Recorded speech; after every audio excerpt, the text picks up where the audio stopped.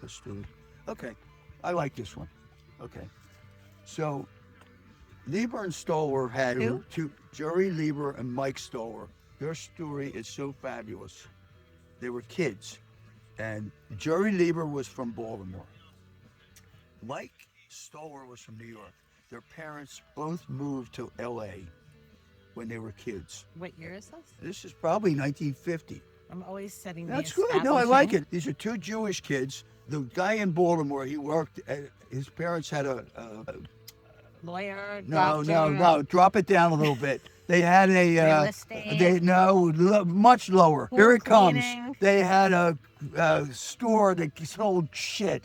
In other Oh, words, packaged in a goods. black neighborhood. So here's what happens: the parents move to L.A. I don't know why, but they did. And these two. So one of them, Jerry, he got more personality. I shouldn't say that because the other guy's still alive. Anyway, Jerry, he's into black music and he's creative and he's writing shit. And so somebody in his class said, "Do you know Mike?" And he says, "No, who's he?" "Mike is into music too. Why don't you two put your heads together?"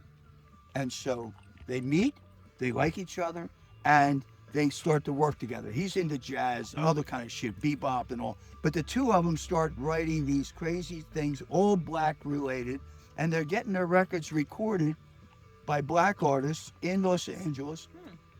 These guys were brilliant. Nobody knew it, but they were brilliant. So here's what happens.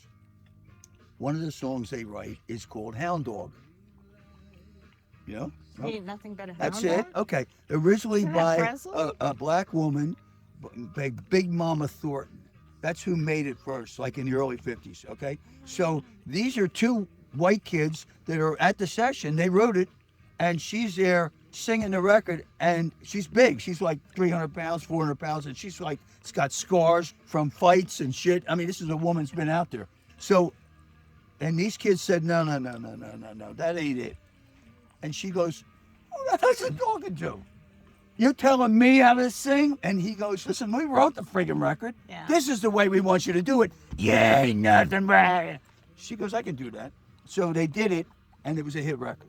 Okay? Oh, before Presley. Way before Oh, Presley. I didn't know Years before Presley.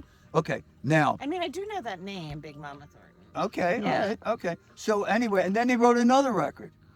It was called KC Lovin', and I don't think it did much, but later on, in the later 50s, this guy that was doing that song, he was under contract with one company, and he went up to the guy in Newark, New Jersey, and he says, you know what, you're not paying me, I don't get not a dime, but if I don't have records out, nobody's gonna come see me.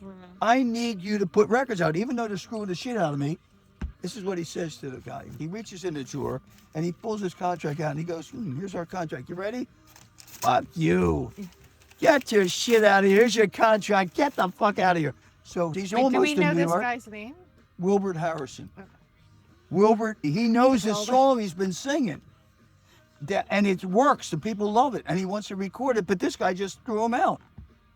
So he goes to a guy named Bobby Robinson in Harlem and he says, Bobby, I'm Wilbert. You know, I got this song, people love it. He listens to it, he goes, yeah, let's do it. Puts the record out. This record, all of a sudden, went boom. I don't know why, but it became the #1 record.